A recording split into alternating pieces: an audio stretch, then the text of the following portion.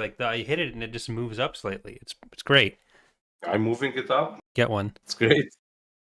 I have one. Corey. Piss off. I have more subscribers than you. Okay, so chill. Yeah, so, which is why it's weird that you don't have a better microphone boom than I do. Like $100, best $100 I ever spent. Honestly, in my whole office, very little has made me as happy as this. Ilkin, when's the last time you voiced a Kings and Generals video? Never. Never? Yeah. Thought you might have done one. Yeah, I don't feel fuck with. I did enjoy Ilkin's caveat before his first time on the podcast that he's not the British narrator. Well, some people want British narrator. What can I do? Oh well. British people piss me off. All right, and with that, hello there, everyone. Welcome to another installment of Tap Calf Transitions.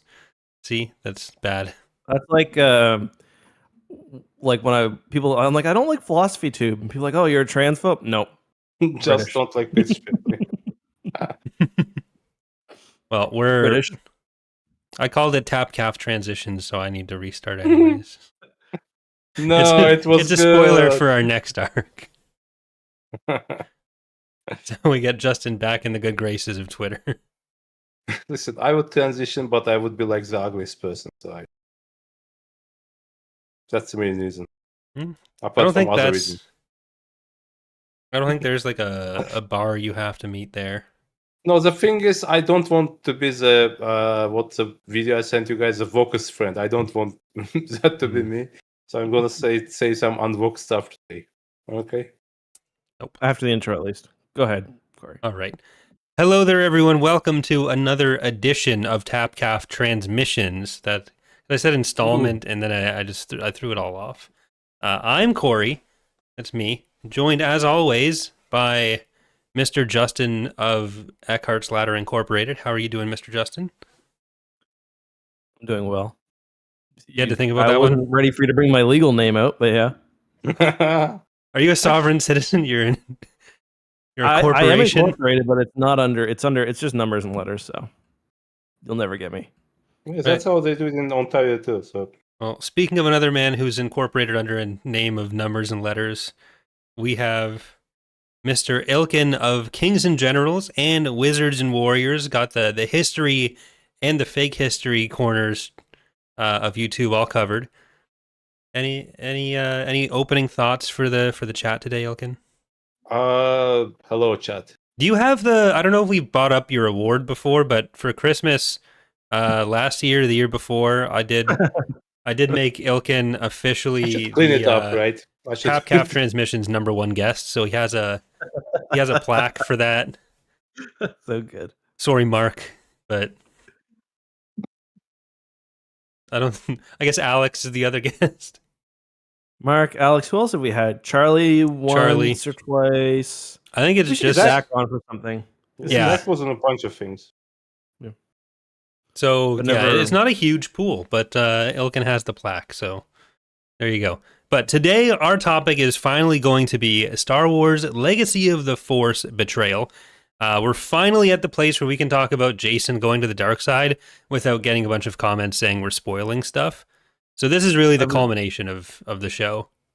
Yeah, I was reading this book thinking about like all the things we've referenced many times. Like Anakin Sal Solo, we've talked about a bajillion times. Lumaya, Jason falling to the dark side, the dinner at the beginning of the book, and now we're finally here. Yeah, I should have used the picture of the dinner for the thumbnail. Missed opportunity. Oh, is there a picture? Yeah, in the Reader's Companion, they have. I think it's Reader's Companion. Yeah, it's drawn weirdly, so it has to be Reader's Companion. Yeah, they have a picture of all the people there, like sitting on the floor. Looks like it was made by AI.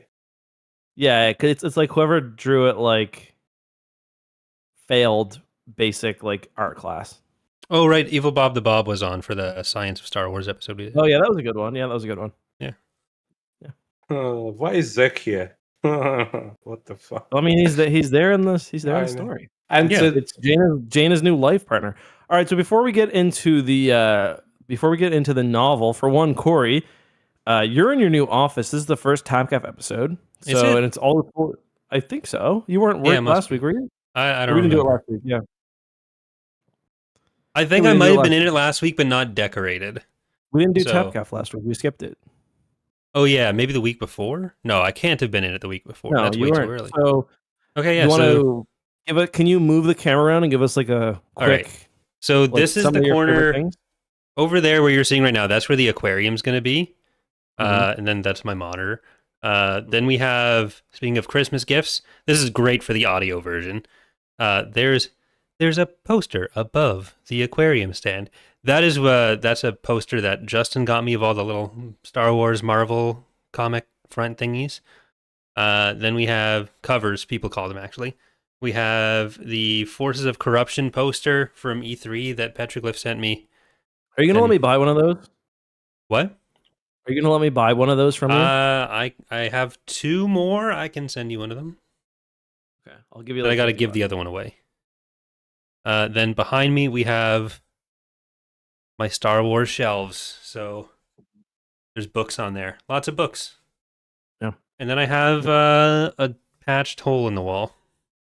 Unfortunately, I was going to cover it with the eventual 100,000 subscribers plaque. They're small now. The play button. I don't know if I have the new one. Yeah, I do somewhere. Fixed. They're really small now. They're like 50% or like 55% of the size they had been. Well, my channel has 55% of the size it needs to get one, so I can't complain. That's not true. 65%.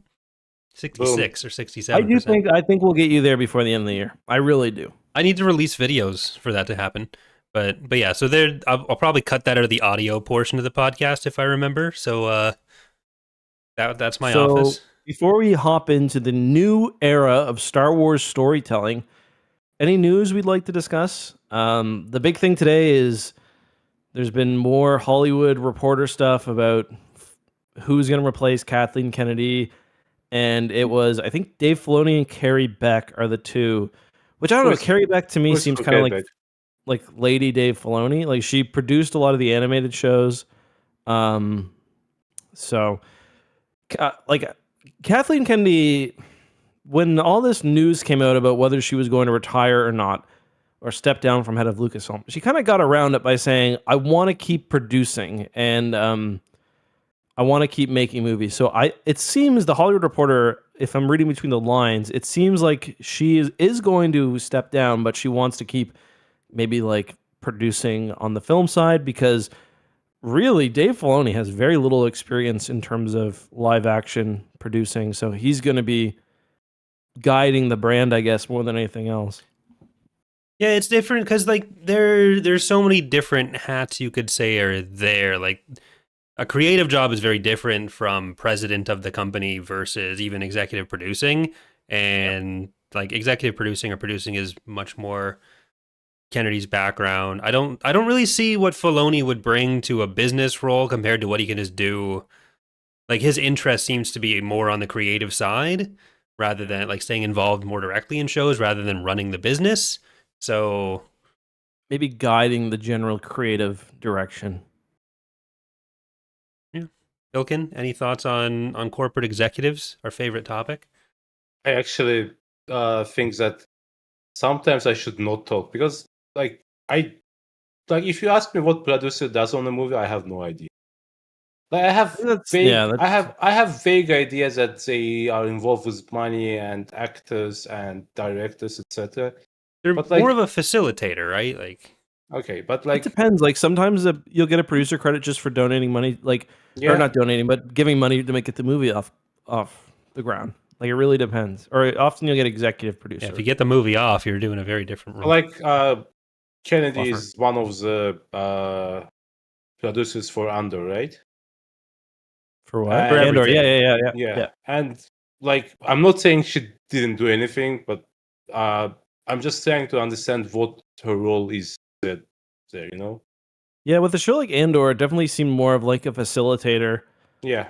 Maybe like she pushed the idea through the higher ups in this council. Like, get the budget going and because like for certain projects, you know, we've heard about Lucasfilm being very hands off. Like Rian Johnson said he's never had more freedom working with the studio than with Lucasfilm for The Last Jedi. And Tony Gilroy said the only thing they wanted changed for Andor Season 1 was he wanted to say fuck the Empire, and they pushed back on that and during Marva's speech. Yeah. And honestly, I think having that be fight the Empire rather than fuck the Empire probably ends up being a better line, but... Frack the Empire. But that's then what they're doing to Gorman. They want the Calcite.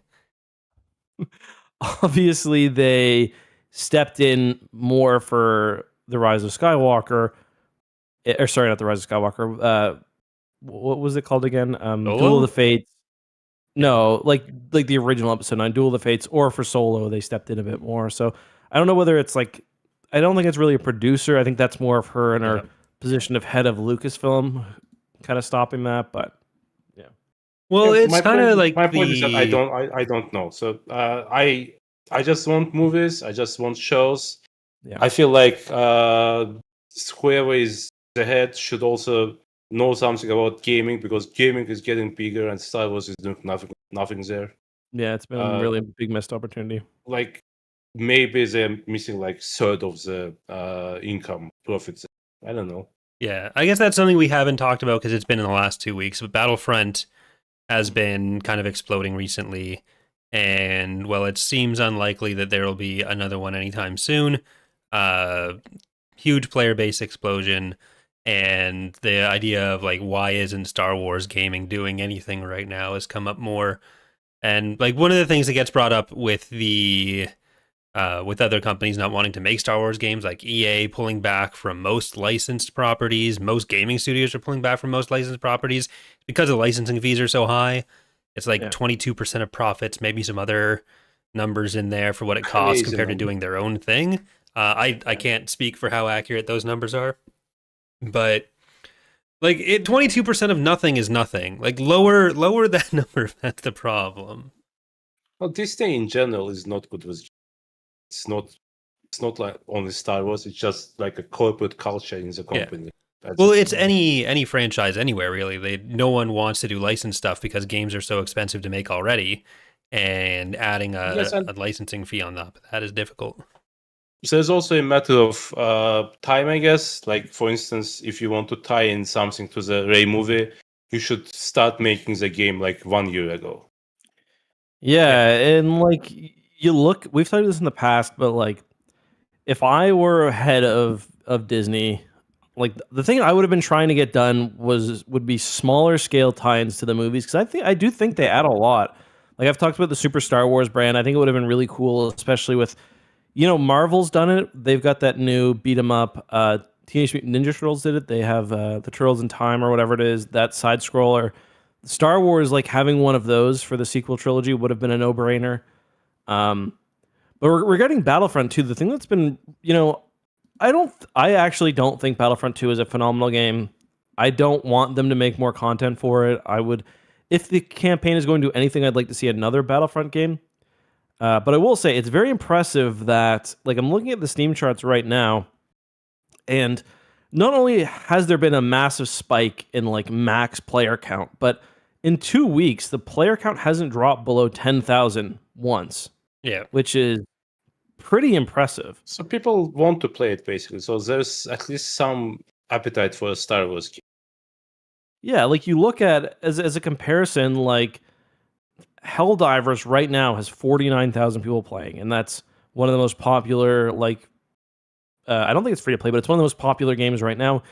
Number one is Counter-Strike, obviously. Counter-Strike, Dota, those aren't really things you compare against. But like PUBG is like the kind of the number one kind of old game that's still pumping out. That's got 92,000. So, I think it's probably near top 50 on the Steam charts. It's pretty impressive. But it's also crazy how much a game has to take up of the total possible player base to be considered successful right now. Like, it's kind of insane. Yeah. So the success of a game is now in something like 5 to 10 million range. Like, if you want to get your money back on a AEA game, you need at least 2 to 3 million sales, something. Mm-hmm. And direct sales, not like subscriptions or I don't know, whatever. to add to what Justin said regarding the smaller titles, like that's what Games Workshop is doing with Warhammer, basically. Yep. And because of that, we have a resurgence of Warhammer across the board. Like the people go into gaming and then into the tabletop and then into books and then into blah blah blah, etc. So that's a good point. It's just a facet that Disney is missing out. And now that the Black Panther game is cancelled with EA, it seems like the things are actually getting worse, not better. Yeah, it's you're right. Warhammer is a good example. I played Bolt Gun, which is one of their it's like their boomer shooters.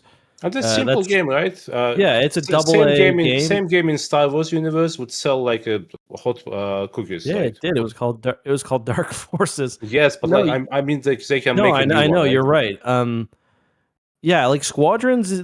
I feel like Squadrons could have been an approach for them to take. But Star Wars also does need, I think, clearly a big multiplayer game. Like Star Wars should have a live service experience going. You say that, and yet we're not playing Hunters right now. So what's wrong? Actually, we are not playing. I think Hunters is officially closed. Republic. The server shut down in October, I think. Yeah. Unless they moved that up, I don't know. I still feel like Old Republic is a good MMORPG. It is, but like an MMO is a pretty niche experience. Maybe it's outdated now, but what is the numbers there? Do we know how many people are playing actually? It's pretty popular. It's one of the more popular MMOs. Yeah, it should be like top 5 to 10, right now. But we've, Galaxy of Heroes is probably Galaxy of Heroes may be the most profitable Star Wars game ever, based on some of the stuff I've read, and it's a mobile game. Oh, Oilers just scored. So, yeah. Great point. Yeah. All right. Should we maybe get into Betrayal then? Okay. All right. So this here book is set 10 years after the end of the Yuuzhan Vong War. So we're about 5 years out from where we were with the Dark Nest crisis. We are kind of picking up in the middle of some tensions in the Galactic Alliance. There's Corellia, very upset. Some other planets upset. There's regulations that are stopping systems from building up their own militaries, only able to have the central military, or at least to a certain extent. Kind of the reverse of what the situation was at the end of the Old Republic, trying to... I'm not even really sure if they go over the motivations for that in this book, not really, but... Yeah, that was surprising. Like, this book, I guess I remembered it differently. They really, things escalate extraordinarily quickly, and that's, I think, my main problem with this book. So, like Corey explained, the central kind of conflict is that Corellia is not paying all its GA dues, its Galactic Alliance dues, and it's building a secret fleet, apparently. I was just like... I was expecting a lot more world building, a lot more about the GA. We get that in subsequent books, I guess, especially after this specific conflict slows down a little bit and it changes. But the GA is very imperial in this one. So Corellia obviously is a major planet. They've got shipyards. They've got half the galaxy is from Corellia. It seems Han Solo, Wedge. Many people. Hellion, yeah. So they're starting their uprising, or they don't even have evidence. Well, they've got some evidence. The evidence that the GA has is basically accounting documents showing that money and people are moving kind of to mystery locations. They think they're building up a fleet. We learn later they are right. They are building up a fleet. But the GA's first action is to launch basically a full-scale attack on the planetary system. They try to kidnap the prime minister and the president. They end up occupying Trallis, one of the worlds, and they kill probably thousands of people. It's like shit gets popping really quickly. Well, they do go over that the main thing isn't the evidence they have pointing to worlds rearming, especially Corel rearming with the fleet. Like the fleet is kind of secondary. The big thing is that they know that Corellia is trying to activate Centerpoint Station, the giant superweapon that sits at the center of the Corellian system that was used by the Rakatans and Killiks to build the Corellian system, and which can pull planets together, can blow planets up, set up a huge interdiction field. I feel like in discussions of the most overpowered super weapon in Star Wars, like the Sun Crusher gets a lot of attention, deservedly so. But Centerpoint kind of, I feel like it doesn't really get mentioned in those discussions, and it should, because it's fucking ridiculous. Centerpoint is arguably number one. Galaxy Gun doesn't get enough discussion either. The Galaxy Gun, world-cracking missiles across. Yeah, but that's you can. Those don't do that much. Centerpoint can just do whatever it wants, whenever it wants. Except can't do that much. It needs to be activated. No, Centerpoint is number one for sure. 100%. But it's probably worse in terms of usability, right? Because seemingly no one can use it. Yeah, it was the solos could, but I mean, even with Centerpoint, like, so yeah, they believe that they're trying to arm it, and this, by the way, is like, yes, it does have offensive capabilities, but this is also, and they talk about this. This could be like a paradise maker. Like, this is a part of galactic history that, from like ancient galactic history, it's capable of moving planets into habitable zones. You could turn every rock in the galaxy into a paradise world, and the GA takes, before any negotiations, they take the approach of, we're going to send Jason Solo in there, and he's going to make it destroy itself. So question, maybe I'm forgetting something from the later books, but it wasn't in this one. Is there any way Lumaya influences the GA to attack Corellia? Yeah, she's been fucking with Klauskin. The admiral that the Galactic Alliance has there. I know that. I know the Trallus thing. I know that, obviously. I read the book. My point is that the initial decision to attack. I think she's been influencing Thraken in some way. Yeah. Like she's kind of pushing things on both sides, but yeah, like the Thraken was always going to try to get Centerpoint reactivated, and last time he did that was only like 20 years ago, and he blew up a bunch of planets. So it's not a surprising thing for him to do, and this is coming off of him being a collaborator with the Yuzon Vong as well. So exactly. It's in my notes. Like, no one mentions that he was part of the Peace Brigade. Yeah. They kind of do mention that he's been shitty for a while, but like a lot of the Yuzon Vong stuff gets downplayed, other than Vergere, and the impacts on Jason. Like, so, there's... I guess, would you guys agree that Thraken's participation in the Peace Brigade is kind of disqualifying immediately? It should be, but... Look, we've all seen people incite insurrections that should be disqualifying for the presidency of Corellia. This should have been disqualifying for the presidency of Corellia, this insurrection that he incited, but then he managed to get back in. So what are you going to do? True. Did you guys not think that they, like, it was pretty fucking sudden that they were fully attacking like a constituent member of the GA, like with their full fleet? Well, fully attacking isn't really what they were doing. Well, they tried to kidnap... It was more of a show of force, right? The Jedi are trying to kidnap the Prime Minister and the Chief of State. Like, that's crazy. And trying to destroy Centerpoint Station? Yeah. And like... Well, it's like how when Danielle Smith was saying that if Alberta separates, then they're going to keep Canadian citizenship and everything.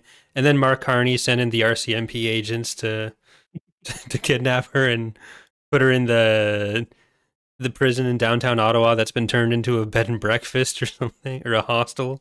Yeah. That is on the move today. It is a pretty fast escalation there.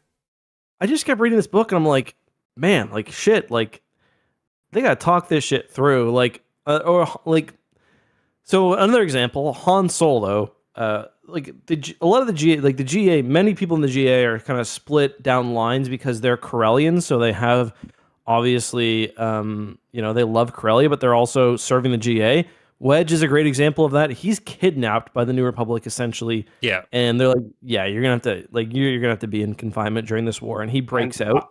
I have it in my notes that him breaking out is probably one of the coolest and most satisfying things that happened in Star Wars ever. I did like that. He just steals an X-Wing, if I remember correctly. Because that asshole GA agent, whatever his name is, Teach, Yeah. Like, he deserves anything that happens to you, basically. He's gonna get his ass busted. Well, there is elements of that and of this whole series that I think don't really get examined directly, because I don't know how much the author's really thinking about them, Alston more than the other two, but where like the Empire is just integrated into this, and that includes all this shitty hardliners, and that's what Titch is. Like, he says to Wedge, like, all of my family and friends wouldn't be dead that the if you Empire hadn't. would have won against the Wong. Yeah, that's Titch's whole deal, where he Which thinks is- that. Okay. Yeah. Because if there's one thing the Empire true, would right? do faster is respond to the problems of the Outer Rim, which was the whole thing with the New Republic. Like, the Empire's problem was that it's tried to centralize at every point, right? And what basically the alliance that GA did in the second part of the Yuuzhan Vong War is actually trying to fight a more flexible campaign instead of trying to build a Death Star, basically. Mm-hmm. So I wonder if Empire actually had any chance against Yuuzhan Vong at all. Obviously, it's a alternative history. No one cares about that. Back to the why Jedi tried to kidnap prime ministers of the Corellia. I think somebody's fucking with Luke. Maybe it's Lumaya, and basically he's super distracted. He doesn't know what he's doing at this. So the decision is kind of made with him, but without his 100% focus, I guess. Well, this is one of the frustrating things, because we've gone to the New Jedi Order, then the Dark Nest, now this, and we get the same conflict 3 times now. Should the Jedi be serving the government, or should the Jedi be serving kind of the greater good? And in Legacy of the Force, we're apparently back to the idea that the Jedi need to just serve whatever the GA tells them to do, which seems crazy. At the start of the series. Yes, obviously it's going to change massively, and yeah. And luckily we'll get a chance to re-examine it all in Fate of the Jedi when the exact same question gets explained or explored. Yeah. Well, so Star Wars. Yeah. So I do like people. One of the main complaints about Legacy of the Force is that it ignores a lot of what the New Jedi Order did, and honestly, I think a lot of what the New Jedi Order did kind of needed to be ignored. So that's fine. But yeah, like we're dealing with the exact and Fate of the Jedi is going to end with Luke deciding, nope, the Jedi can't serve the GA anymore. We're going to leave Coruscant. So we're going to see this central conflict played time and time again, and it seems like one author comes down with a solution, but every author wants to have their crack at the kind of central conflict here. Well, it's also the question of, should the superheroes that are just inherently better than everyone be in charge of the galaxy or in charge of themselves and thereby in charge of the galaxy? Like, that's kind of the 2 options you end up with. And you have Luke regretting the fact that they're so answerable to the GA in this, because the GA is clearly becoming corrupt, or is corrupt. But then you have Jason, who's doing I'm going to follow my own instincts, and he's always been kind of the poster child for that. And it doesn't go well for him either, because he ends up as a Sith convinced by some like Sam Bankman-Fried style effective altruism bullshit from Lumaya. Yeah, and that was my other. I just feel like we've got 9 books in the series, right? I think it's 9, and we've got a long novel here. I felt like we're fully in the Corellian conflict, 100 pages in, and by the end of the first novel, Jason is well on his way to being a Sith Lord. I really feel like they should have slowed things down. We did not need the New Republic openly killing Corellian military people. Book 1.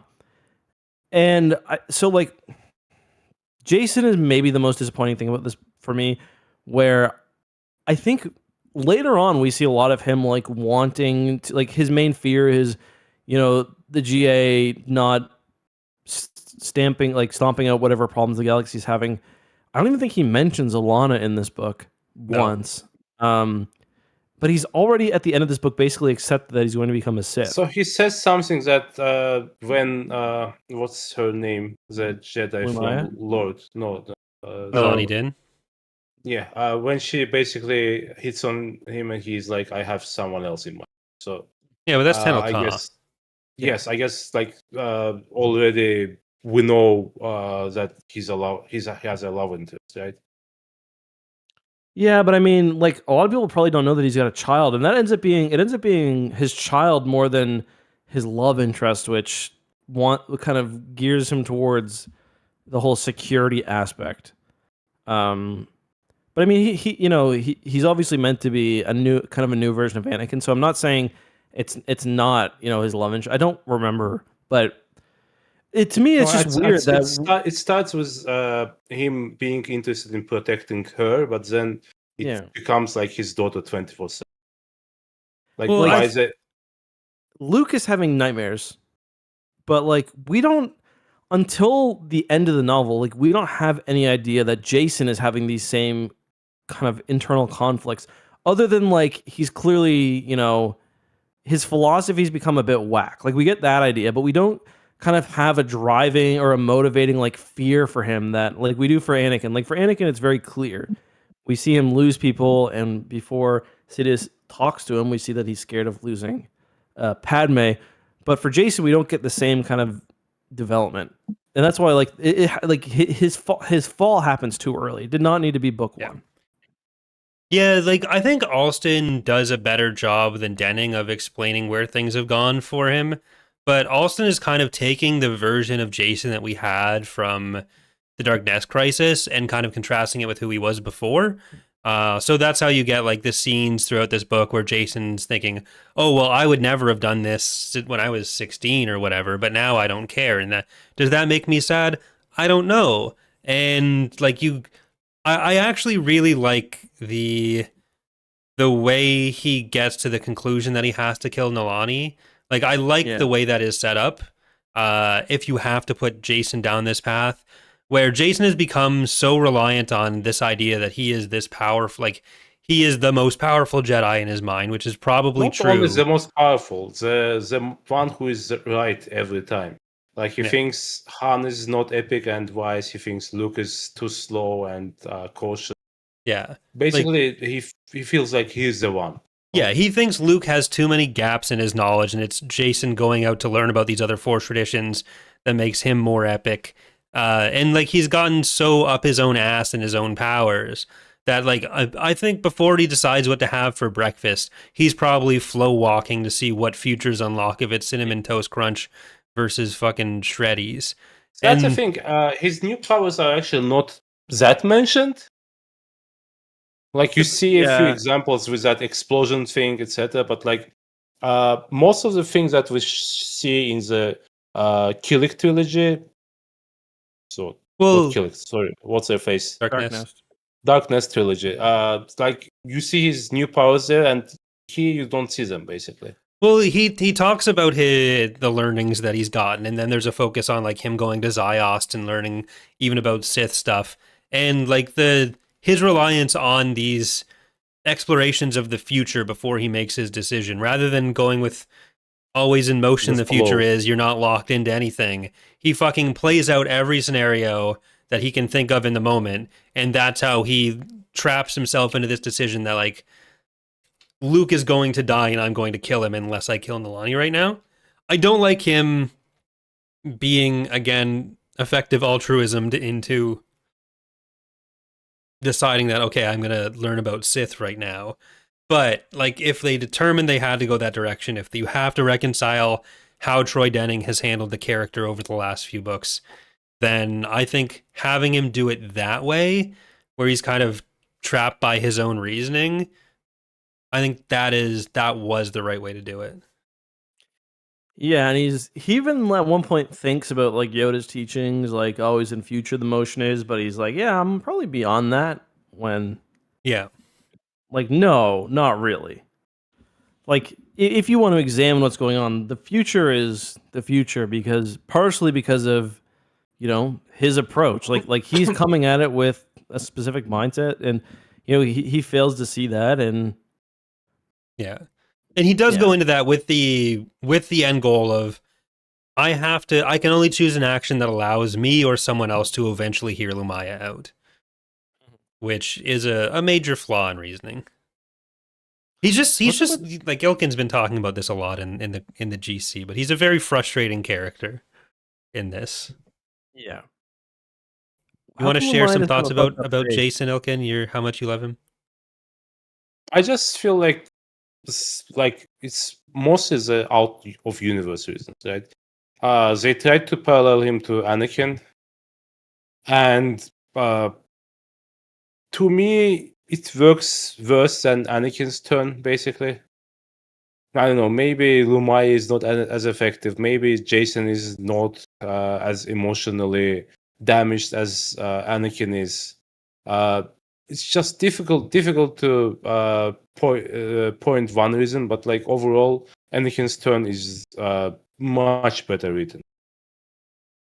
I don't know if I agree with that. I think like Jason has the with Jason you can see it happening in the Dark Nest trilogy to a degree. But like I agree to a point that like in the specific moment, yes, it's better. Like we get more foreshadowing, I think, for Jason. In terms of like NGO and Dark Nest, yes. Yeah. But the actual moment, I would agree that I believe the minute-to-minute circumstances of Anakin's more than Jason. So I think I agree up to the point that Mace Windu goes out the window. I think going from that to Anakin being willing to go to the Jedi Temple and slaughter a bunch of children, I think that is less believable than anything Jason ends up doing. Like, Good? I was going to say, because even at this point, Jason thinks he's going to become a Sith. He doesn't think he's going to become evil. Yeah. Which is different than Anakin, who fully believes... Like Jason thinks he's going to become a Sith and that he's going to learn Sith teachings, but ultimately he's still going to be serving the greater good. Yeah, the greater good, or at least the light side. I don't think Anakin talks about that, but I don't think he even really believes that. Yeah, like Jason thinks that he, because of all of his other learnings, this is just going to be another notch in his force belt, and he can be a Sith Lord. But that doesn't have to mean he's evil. He heard that a capitalist was a good guy, so he can do it this way. But like I think, so I don't necessarily love how Legacy of the Force plays out with him, how he's converted. But I overall like Jason's character arc taken from like young Jedi Knights to the end of Legacy of the Force better than Anakin's, because even if I don't think they explored it the best way, I can see how what happened in NJO with Vergere before they knew they wanted to do this with him fucked him up in such a way that he went and got all this knowledge, and like the way he's talking about things in the New Jedi Order, he thinks he's the only one that understands the problems enough to be able to potentially solve them. Like he's less self-assured about it, but he does see himself as above the rest of the Jedi, like that he's thinking about things in a way that no one else can. And then that evolves over time into him getting all this other confidence from the Force training he does into convincing himself that he can become a Sith, put everything right, and then like not concern himself with the lesser mortal beings because he's acting in their best interests. And I think that's a more cohesive storyline than what we kind of see with Anakin. But there's a lot of individual jumps where he just believes the dumbest shit. Like nothing that Lumaya said should have been convincing to him unless he was already looking for an excuse to get a red lightsaber. Yeah. Just like I agree. I'm also wondering if Luke is even trying at this point. Like there's this again out of universe idea that Disney made Luke weak and ineffective and blah blah blah etc. But like Jason's turn happens right in front of Luke's eyes, and instead of like doing anything about it, he basically uses him as his second in command. Like the attack on Corellia, he doesn't talk to any other Jedi Master. He doesn't discuss it with the Council. Jason, just go. Okay. Yeah. So Jason basically is doing whatever he wants, and until book like 4 or 5, Luke is like, oh, whatever. I don't know. Yeah, Jason's mind wiped Ben about 10 times now. Yeah. Yeah, like Luke and Mara just are so enamored with the fact that like Jason got Ben to go out and join some social clubs that they'll just let him get away with whatever. And like Luke's conflicted about what their role in the Galactic Alliance should be, and the fact that there's this uh non-existent, the man who doesn't exist, that he doesn't know anything about. But yeah, he's like completely, you're right, he's completely blind to what Jason's doing.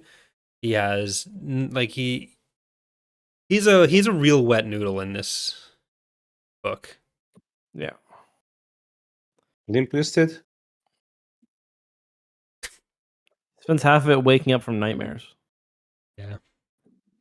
That's a very Skywalker thing to do, though. Like at some point in Center Point mission, Ben is like, "Oh, I should do it for the greater good." Basically, kill 2 security guards just because he needs to kill them. And I'm like, "Okay, Luke, have you talked to your son at some point, about his Force ideas, etc.?" Like Mara and Luke acting like Ben is like a random teenager, you know? Yeah. Not cool. Well, No. one of the kind of through lines with it is what everyone's willing to sacrifice to protect individual members of their family, where you have like Han changes so much because of his moment to moment feelings of like the conflict, but then also protecting Jason and Jaina, protecting Sile Antilles.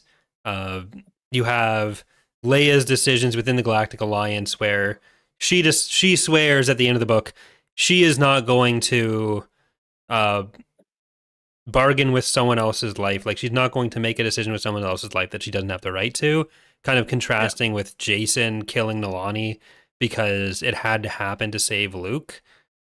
Like, so that's kind of something that keeps coming up throughout the rest of the series. And Luke does become more proactive as the series goes on. Like, he very confidently stands up and tells Jaina, "Go kill your brother. I'll wait here." So that's also a moment. Like this book is very interesting because like it leans into the legendary stats of Han and Leia and Veg and Luke, etc., etc. It seems like it's like a not a swan song, but the moment they will start passing the baton to like the second generation, the next generation, and basically Luke stops being awesome at some point and decides that he will do nothing. Well, even in this, he'll eventually he will confront Jason. He basically kicks his ass. yeah. Yeah, I forget which. It's on like one of the starter. I think it might be the Anakin. I don't know, but Yeah, like when. Well, I guess we're gonna spoil stuff that's coming up the entire time, guys. That's just what it is. But yeah, we'll talk about that more. Yeah, because like the relationship with Ben and Jason becomes a big sticking point there once again. But to what you're saying, Ilkin, like that was also what they were kind of trying to do with the New Jedi Order and Fate of the Jedi and Crucible. It's like only the Swarm War feels like it wasn't doing that, and they never commit to it. Is the problem? Where like everything feels like it's supposed to be. This is the final journey of the old crowd before they hand it off to the new generation. But then they kill off half the new generation every time. Where like we're only left with Jaina out of the solo kids, and Jaina and Ben after this, because Jason takes a tumble, and like Tahiri was gonna go live on a different planet, but no one really cares about Tahiri. Like the problem is always going to be with Star Wars. How can you continue telling this story, go to a new generation of people, and then still draw in new people to read the books when it's characters that they don't recognize from movies? And I think the fact that they're doing more movies now will help that in canon, but Legends was running into that wall by the time it was shut down. It was going to be difficult to get around that. And then we don't recast anyone, and then we put dead people on screen. Yeah, never stops. Yeah, they probably, and they had a solo granddaughter that probably would have been a part of it. But it's just like it's the same thing that happens in canon where they want the direct descendants to be the stars of the next story, so half of them are dead by the time they can, make the next generation. Yeah. I mean, some of the best books, like Alphabet Squadron, don't have movie characters in it, which is good. Yeah. But when you're doing it in the kind of serial way that Legends ended up being, where it was very much like, okay, this is the next set of stories about these people, compared to even like the Bantam era, where there was stories of the week, but you had like the X-Wing books going on, or how things are now, where a lot of the books are kind of these standalone things, except for the High Republic. Like, I think it was going to be an even bigger problem going from like Fate of the Jedi to the Sword of the Jedi to whatever would have come next, other than like Legacy comics, which Justin and I we're not allowed to talk about anymore. Oh, yeah, I guess we should probably continue that at some point. Yeah. I mean, they stink, but yeah, so we do have the Adamari mission. I always forget that this happens. Like, I conflate the Adamar mission and the Centerpoint one when I'm thinking about this book, and think they just like start off on Centerpoint.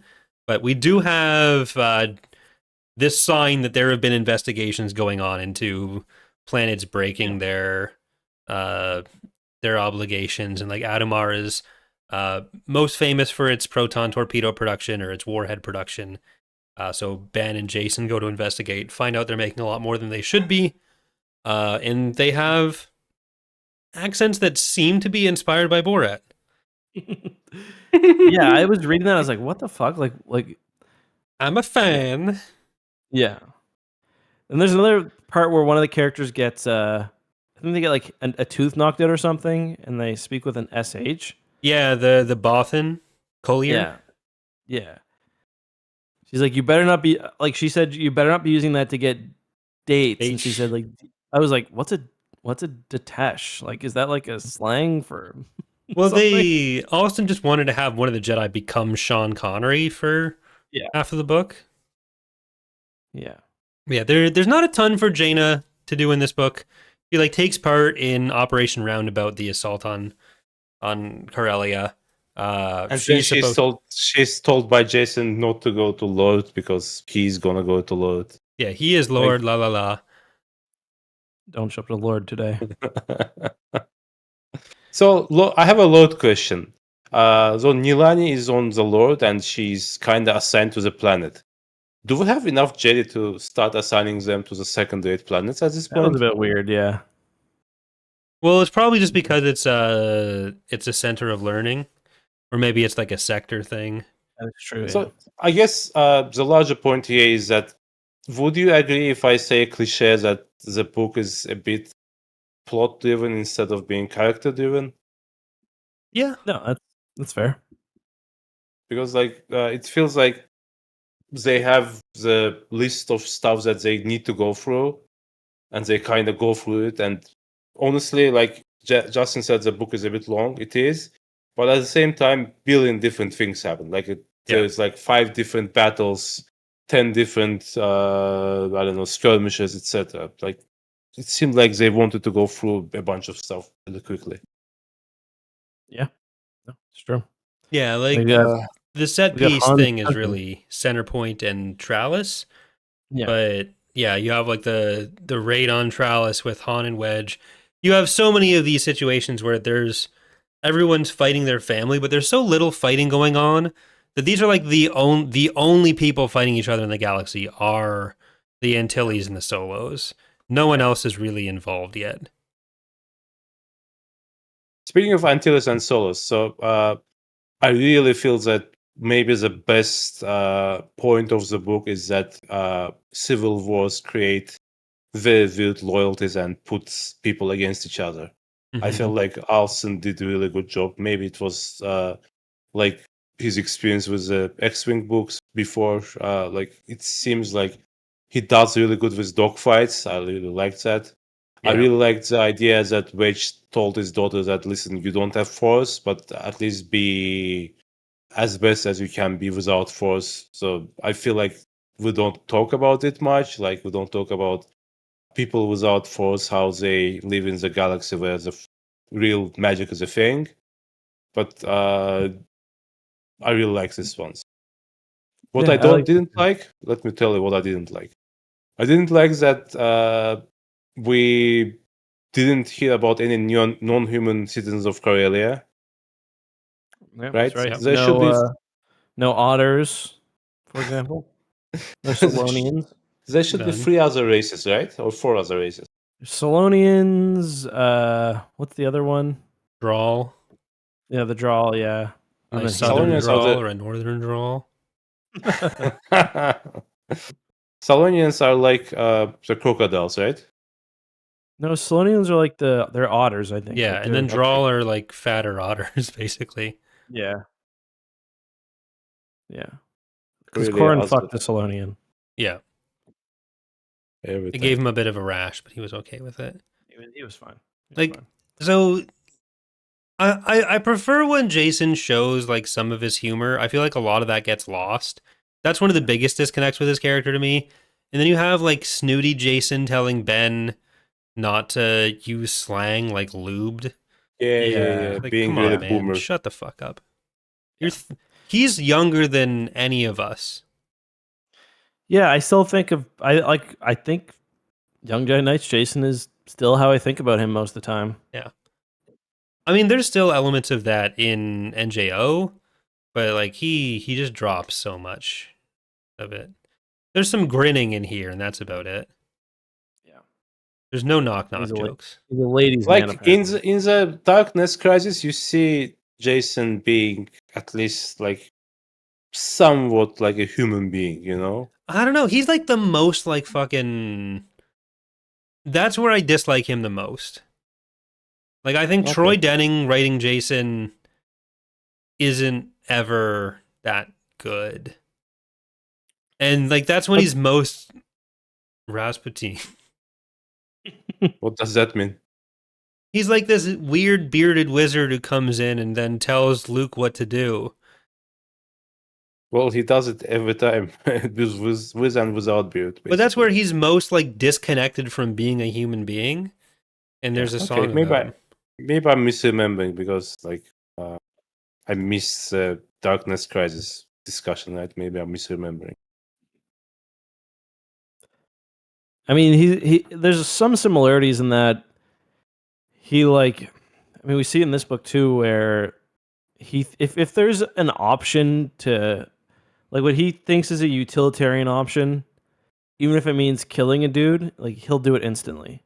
Like we see it in this book where he blows those 2 guys up because he thinks basically Lumaya is testing him, right? Yeah, he thinks it's the best option, but like, you know, he's not like again. The first thing we learn about Force visions from Yoda is that like they're not reliable. Like they may be a future. He thinks that he's, you know, if there's 3 options out of a situation that he's seeing all 3 of them and that they're 100% true and that's it. And he makes his decisions based on that, but I think, you know, we're going to learn that's not necessarily the case. Even he kind of goes against that in that scene where like he's talking about 2 minutes in the future and he's saying like, oh, well, right now, yes, one of the 3 of us dies in every possible future. But let's keep talking for 2 minutes and we'll see if something else opens up. That's true, and then right after that, he's like, no, I'm looking years into the future and there's no world where I don't end up slicing Luke's head off. So sorry, Nalani, you gotta fucking die. Yeah. And like the thing that he was protecting against with Nalani there is that Lumaya might get executed in captivity or that she'd fucking rat him out for considering this option. That is the unacceptable future for him. Yeah. Which like that's what is pretty understanding in my notes. So basically to me the whole point of the book is the old political things that people who are certain often do very unepic things. Yeah. Mm-hmm. And people who are uncertain, they don't stop them. Mm-hmm. Yeah. Yeah. I wonder they could have made it interesting by making the what if it had been Lobaka with them instead of a new character? Or like somebody who we like cared about. That could have been interesting. Is Lobaka alive at this point? I'm trying to remember. Yeah. Yeah. And he's doing something in the series. I think he comes in the next book, right? Yeah. Every time I open Wikipedia, I remember that Justin had to fight with them because they added pronouns. Okay, it wasn't because of that. But one person said it to me like that, so now I assume it's true. It's not true. That is not at all the thinking I'm mad at them for. Have all the pronouns you want. He made fun of them over breasts, I think. That was the first drama. I mean, that drama existed before me. I reignited it, and then they did end up removing the page. So, goon elsewhere. It will exist after you too, right? Yeah, it's gone. Yeah, I'm Wikipedia's number one enemy. So, well, I'm banned. Even I'm banned. Like, if Jason was so big on his whole vision thing, like, if he thinks he needs to kill, kill yourself. Because no.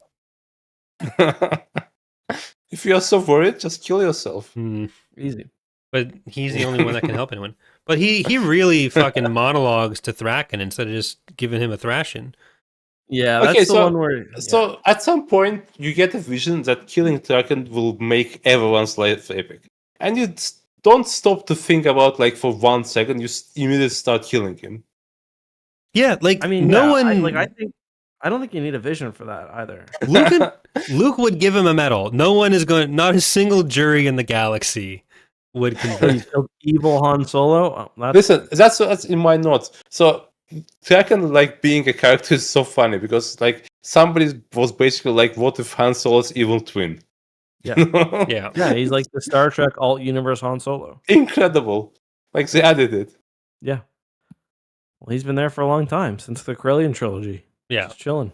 So, when the book starts, Luke and Mara are worried about a hidden enemy. And, I don't know, maybe one of you guys caught it, but I didn't when I was reading it for the first time. The very next passage is Jason being on Adamar, and he's like a weird mix of a Nazi and a Soviet commissar. Yeah, well, there's so many of these, like, immediate juxtapositions of, like, sure hope no one in here is going to kill us all, and then camera pans to Jason and the fucking Curb Your Enthusiasm music plays or something. I wonder who this bad guy looks exactly like Jason in my vision could be. Oh. Luke is so dumb. Yeah. Incredible. Jason, for someone who was fucking trained by someone who says everything I tell you is a lie, he's so goddamn naive. We're like, well, you don't sound like a galaxy-conquering psychopath. It's like, no, man, have you ever considered that someone might be slightly fucking dishonest with you? Yeah. He's a rube. A rube! I need to hear her out. Like what else do I have? He just wants I have a question: why and how Lumaya knows about Jason's Wong captivity? It's not really a secret. Is it not? No, like everyone, a lot of the galaxy thought Leia's 2 sons were dead after the mission. Okay, like, he was gone for a year. Let me put it other way. Not Jason's captivity, but about what's her face? Verger? The bird chick who tortured him. Yes, Verger. I'm pretty sure there's... I don't know if she's retconned to have spoke at some point with Verger. Yeah. Well, Verger, the whole Lumaya's assertion that Verger was a Sith thing is... Yeah, we gotta talk about that. Interesting, I guess. I guess reading it seemed a lot less like she was actually doing that. Yeah, like there's... Like there are some places that play that straight, but even here, it was more up in the air. And when I read this initially, it read like Lumaya was lying to him, and just happened to know some of what she was about. Like, even if she wasn't lying to him, to me, what it says is not that Lumaya was like a Sith like Sidious, or sorry, that Verger was not a Sith like Sidious. But she was she was studying the dark side versus and I do think there's a difference between studying the dark side, because Lumaya is painted kind of like Jason, and that she's trying to Do we have anyone who studies the dark side and just remains like normal? Like, is that what happens in Star Wars? Like, they say that about Vectivus, but yeah, okay, they all try to claim that, but I don't think Lumaya fucking Vergere, even reading what Lumaya says, it doesn't seem like she actually took the role of Sith. Like the way it's described is she was studying with Palpatine because she was trying to learn all about the Force. She realizes Palpatine's dangerous. She tries to kill Palpatine. Then she goes to Zenoma Seacott and she gets taken by the Vong. So like, but I don't even like me, that setup. It's a bit too much. I don't disagree. I'd rather her, be a Jedi at that point. But I don't even reading that. I don't get the idea that she's like an actual Sith Lord. And yeah, like I think we're supposed to question what she's saying about both Vectivus and Lumaya. Yeah, and Vergere. Yeah, fuck. Why do I keep saying that? Yeah. What year did Dooku become a Sith? I think it's right after the Phantom Menace, isn't it? Is it a year? Yes. Right after Maul was killed. Yeah, I guess it is right out. Okay. I was trying to check the timeline on Rogue Planet. I think it's not confirmed. Like we think that it happened, but I don't think it's like in the text. Well, it's in. It is in Plagueis. No, it's Plagueis. Yeah. Okay. So, and that would be right after Phantom Menace, and then in canon, it's in Tales of the Jedi. Yeah, and like Rogue Planet is like 29, so it does, the timeline works. But yeah, like the whole Vergere, even knowing that Palpatine was the Sith is, I think, too much for me, but because it just feels like such a misunderstanding of Vergere in NJO and in Destiny's Way and Traitor. And like I think a lot of what she was doing was fucked up there, but like I don't think she's supposed to be a Sith at that point, but whatever. That's how lore works. But yeah, I forget if it comes up. I don't know that it plays a significant role in more of. I think it's more of a Jedi. That whatever the book is, where like Luke and Ahsoka are writing in the book of the Jedi or whatever it is. Oh yeah. Okay, she's mentioned basically throughout, so we'll have plenty of time to talk about Vergere. I prefer not. So on Lord, we learn that people write smut about Ayla Secura. That is so fucked up. Yeah, that's so fucking weird. And it makes perfect sense to me. She was the one in the breast article, so. And then I'm not the Woke's friend. It's terrible. Just the way it handles Twi'lek. Like Twi'leks are the sex slave species. Yeah, it's that comic picture that always makes the rounds of like the genetic predispositions of Twi'leks, where like half of it is, oh well, it's supposed to be that she's playing up this role, but then it's not just that in context. Like it's clearly weird shit being written about them, and this is just fully in the weird shit direction. Yeah. Like it's clearly just horny weirdos writing about it. It's not like a reclamation.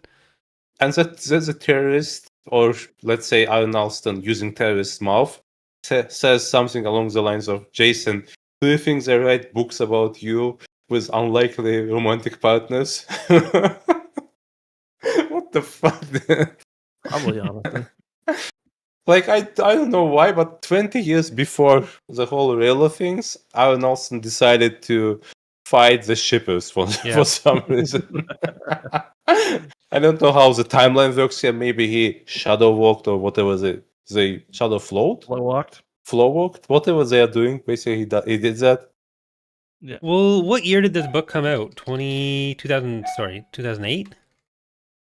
Let's see. Yeah. 2006. And then Force Awakens was what, 2014? Yeah. Or 15. 2015, so 9 years there. We're officially Legacy of the Force coming out, like Betrayal specifically, was closer to Force Awakens coming out than Force Awakens is to now. So I'm old. Yeah. So I guess question, because I don't remember at all. How often were these books published? Every like 3 to 4 months? I think slightly more often than that, but that's probably around the baseline, right? So basically, even more often than High Republic. Interesting. Oh yeah.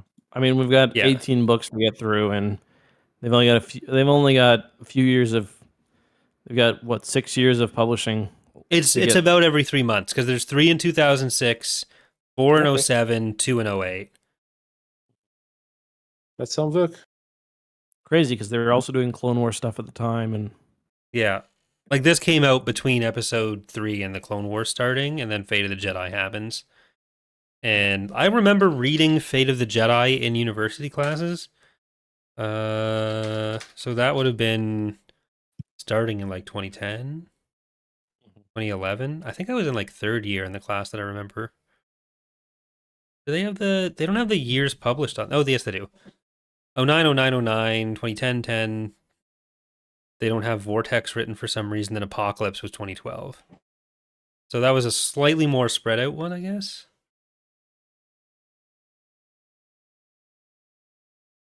either way, Then we get Sword of the Jedi. That's a lot of books. Yeah.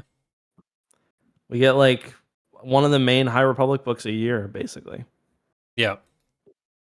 So, well, 2, maybe 3. What 3 else books do I a year. have? I mean, one of the main like how many main story High Republic books have there been? Like the 4, 9, 5. There's like technically 8 adult main phase ones, or main story ones, but that includes Convergence and Cataclysm as like phase 2. I mean, like Light of the Jedi level, like yeah. So there's like 3 in the first one, 3 in the third phase, and then you have phase 2 where there were 2 of them. Okay. Plus, there's like the audio play kind of things, like the scripts. Yeah. And a bunch of comics I have never read. Yeah, comics stink. All right, Justin, what are you giving this out of S? I'm gonna be generous because I enjoy the central premise of the conflict. I'm gonna give it a B. There are issues. I've got a lot of issues, but I think it's pretty well written. It doesn't hang on any scene too long. I wasn't dreading going back to any of the characters. There's lots of new ship stuff we get, which we didn't really talk about. We get the Blue Diver introduced, the Galactic class battle cruiser, the ALF starfighter. So ALF is probably the only lasting effect that Yuuzhan Vong had on the galaxy at this point. Yeah, pretty much. So everything is. Yeah, even Coruscant's pretty much back to normal by now. And what was the other one? Oh, we get the Corellian starfighter as well. So yeah, I'll give this one a B. ALF. The Shriek, yeah. Ilkin, where's your number or letter grade? I'm not allowed to give minuses and pluses, right? So it's B. No. Okay. I felt like, again, Justin is correct. The premise was good. The action was flowing and interesting. There was no like any like big pauses. I just feel like there were a bunch of missed opportunities with the characters. Like, again, Luke is basically on a treadmill for 25 books now, and he's not going anywhere. Yeah. Mara is really underused, and basically we only see her as a mother. That's it. I feel like Leia and Han get oversized roles, especially in comparison with their like Endor action. I feel like the Jedi Order is underused. It's going to change a bit in the next books of this series. Overall, like you don't see any of the masters, you don't see any of the like council stuff. Other than that, good but not perfect. Corey? Yeah, I think I'm landing where you guys are. Like, I think it's an enjoyable book. I think the dialogue's good, which is something that Alston's books are all pretty good with. Yeah, there's I understand why it's a more personal story, I guess, about like focusing just on the solos and Skywalkers to get people in. But yeah, you do end up losing out on like the structure of the Jedi Order, because what do they all think about this? Is Luke just dictating all of this stuff despite not really accomplishing much? So yeah, I think B's where I'm landing with it. I'm excited to see what like adding Boba Fett to the mix could really do for here, because I think that's what's missing. Is we need a Mandalorian subplot for some reason. So I'm excited. It's very weird East European civilization. Like I don't know why Mandalorians are Eastern European. Maybe it's like a Cold War things. I don't know. Yeah. Exotic. All right. Well. Also Thraken Cell Solo with the fucking audio cue always gets me. Yeah. Why has no one tried this against Jedi before? He gets them the second time too, which was really funny. Yeah. All right, so Ilkin is going to be joining us for all of the Legacy of the Force books. He's made that commitment. He legally can't back out. No, I would like to talk more to you guys. Okay. In a non-alcohol environment. Okay. What do you mean a non-alcohol? I've been drinking the whole time, Ilkin.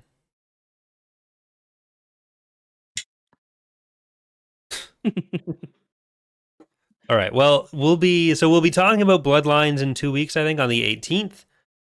We don't have a topic picked for next week. Justin, are we going to do the show rankings? Yeah, probably. All right.